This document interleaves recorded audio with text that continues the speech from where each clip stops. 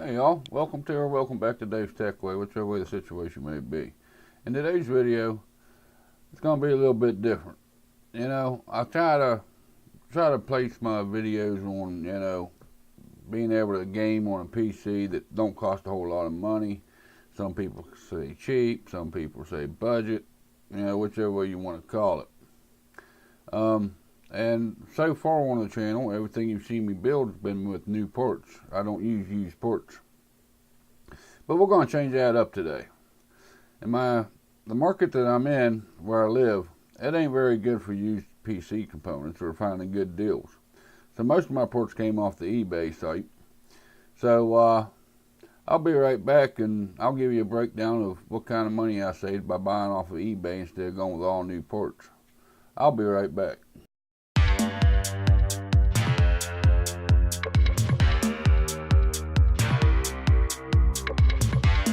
Alright all, like I said in the intro, this is going to be a breakdown of the parts that I've got and the prices I've got. I put a little bit of a time lapse of the build. I'm not going to do a how-to on this one. And there's several reasons for that. Number one, I got several on the channel of how to build a computer. Number two, this video is more about what kind of money I can save or you can save going with used parts compared to new parts, which not everything in this system's used. I do have quite a bit new parts in this build. As you will see, it's because I couldn't find no good deals or decent deals, anything that I was happy with. I got a video here that I did before I did the build to kind of showcase the parts that's going into the system. As I show you the video, I'll give you a breakdown of the prices, what I paid, and what the prices is going for now to kind of end up showing you what kind of money I saved on the build. Then I'll do the time lapse of the build. And then we'll get into some of the benchmarking and see what kind of performance I got out of this system. Let's break down the ports here, and I'll give you a rundown of the prices, and at the end we'll touch on the prices again probably. Alright, here we go guys. First thing up is the Asus Dual RX 580 video card. It's a 580 card, so you know it's going to do pretty good with the graphics. It's a great card for 1080p gaming. I paid $138.20 for it. That's including shipping. And to buy it new, it's $280. That's pretty good savings. Like I said, most of these ports came off of eBay. There's the 1 terabyte hard drive, which that was one that I had. Actually, when I bought that hard drive, it's a 1 terabyte 7200 RPM Western Digital. I paid $45.99 for it, and right now for today, you can buy that same hard drive because the prices came down on it for $44.89.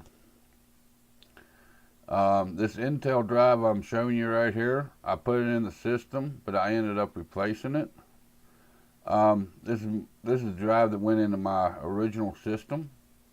I ended up replacing that with a Kingston 240 gig A4 SSD. For $28.99, which I bought that brand new. That's one of the new ports that went into the system. There's the Tesseract case. I paid $46 for it, which it's no longer available. The closest Deepcool case that I could find is $48. Here's the motherboard. We got the Asus Z170A. Now this motherboard right here, I got actually local. It came with a dual core processor, which I'm not putting in this build. I got the motherboard and CPU for $80. So on my paperwork, or the way I got it broke down, I put $40 down for the motherboard, which it still goes for about 50 bucks. But the bad thing was it didn't have an I/O shield to it, so I ended up paying another $11.77 for the I/O shield. But there's the EVGA 450 BT power supply that I'm putting in the system. As you can tell, it's still in the saran wrap. It is a brand new unit. So I bought a new one of them. They're $44.05 on Amazon. So the price was the same on it because it is a new component. Then we'll go down here to the CPU that I'm going to use. We're going to be putting the Intel i5 6400 in this, which it's only 2.7 gigahertz, but the turbo is up to like 3.1, I think, if I'm not mistaken. That processor right there, the 6400, I paid $110 for the processor. It still retails today for $315. So I saved about $200 on the processor right there, a little over $200 saved by buying it. Now the thing with the processor, whenever I bought it, I went on eBay, it didn't come with the heatsink. So I went and bought an Intel heatsink, stock heatsink for it, and it cost me an extra $9.33. So it's about $120 for the processor and the heatsink. So I got $120. You buy a new one, it came with the heatsink for $314. So it's still pretty good savings there. I still saved, what, almost $200 even after buying the heatsink. But that's one thing with used ports again, you got to make sure that all accessories come with them again. And here's the RAM that I picked up. I picked up new RAM. I couldn't find no good deals on used RAM no place. If you can't tell, this is a kind of a white build. I got white RAM to go with it. It's got the white motherboard. It's got the white case. It's got the white on the GPU. You know, so it's kind of a white themed build, but not really. I was going to put white extension cables in it. I was going to put a white heatsink on it. But for the heatsink I was looking at and the extensions to make the white extensions, I was looking at another $60. You know, for that $60 I could have got a better processor. I could have got more RAM. To me, it just didn't make no sense to put that extra money into it. And the side case on this case is a little bit dark, so I don't know how well you're going to be able to see it anyways, which you'll see that at the end here. But this is an 8 gig kit, 2x4. It runs at 24 megahertz, which is fine for Intel builds. You know, they ain't like AMD. AMD, they like faster RAM. Intel ain't too picky on the RAM speed. This is from, it's Ballistic Sports from Crucial RAM. I've used their RAM before. It's pretty good RAM. I've never had no issues with it before.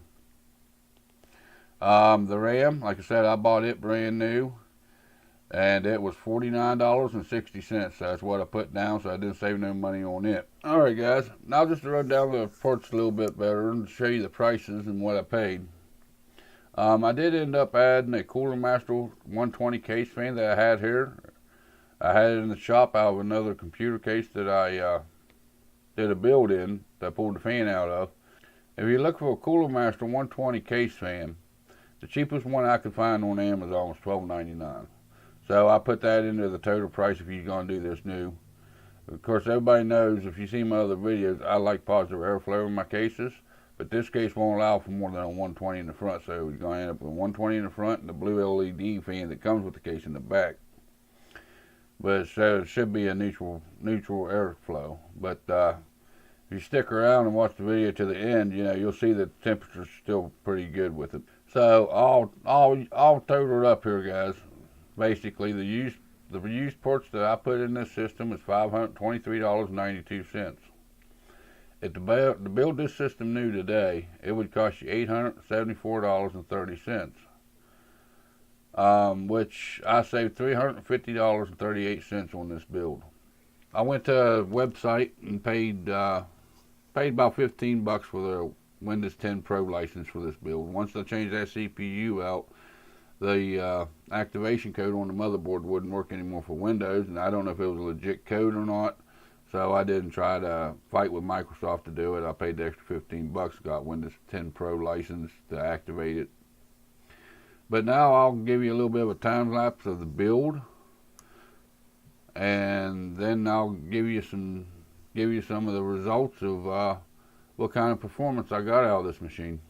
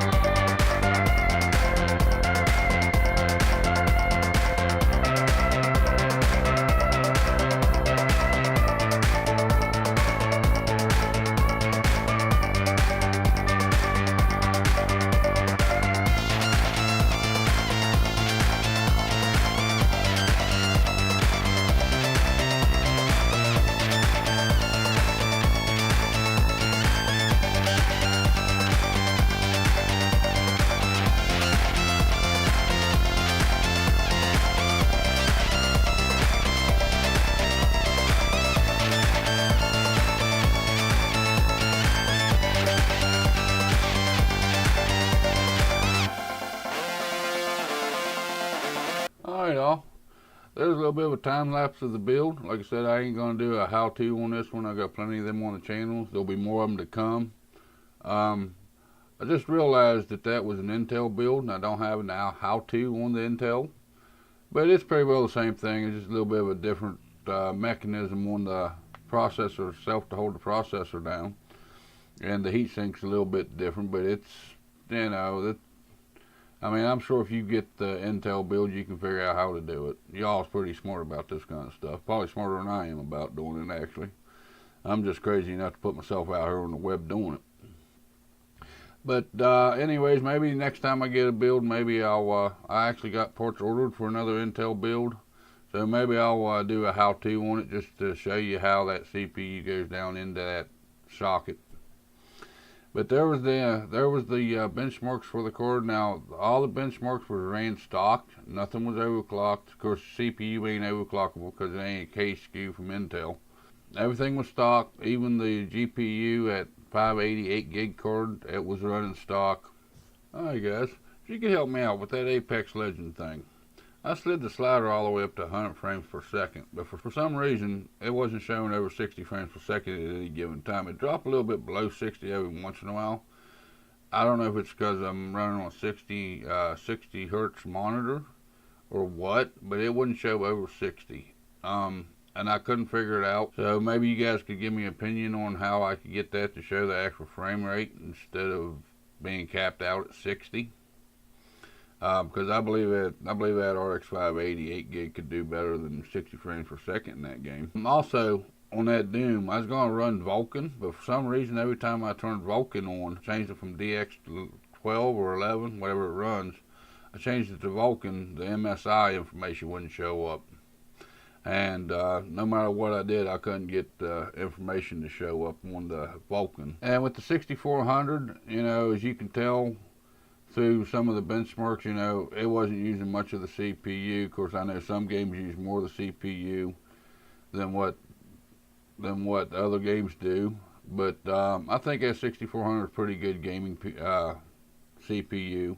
I think it's overlooked, because everybody likes the 6500 over the 6400, which does have a faster boost clock. But for a mid-range or low-range gaming PC with like the RX 580, which is good for 1080p gaming, you know, I think that processor does pretty good. I actually, whenever I got that processor, I got another one I want as well, so you'll be seeing another 6400 build come up. And you'll also be seeing that graphics card used in another build.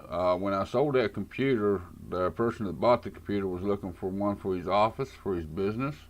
So he wasn't needing the graphics card, so I pulled the graphics card out to save him a little bit of money. He's running the onboard graphics on the 6400. Let me know what you think about the format on this build and what I did in this video. I'm trying to figure out the best way to do this, because I'll probably continue to do these kind of builds, because they do kind of fit the channel and how I've developed the channel to be, you know, the lower end or the lower price range PC builds. You're saving $350 on a build.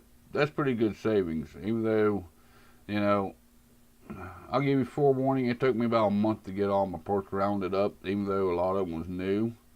Just dealing with eBay, winning the bids, waiting for the shipping on them, this and that. You know, it took me about a month to get the parts rounded up. But let me know what you guys think about the way I did this, and if you'd like to see other games benchmarked or something else done differently as far as the benchmarks go.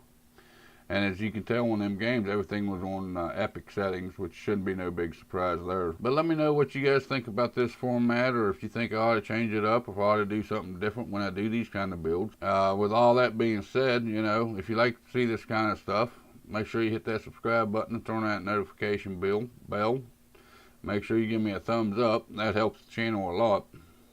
If you don't like this kind of video, hit that thumbs down button. There's that comment section down there, you know. Don't be afraid to use them comments. I do read them. I may not reply to all of them, but I do read them. I try to help everybody I can help. But with all that being said, you all have a good day, and I'll see you in the next video.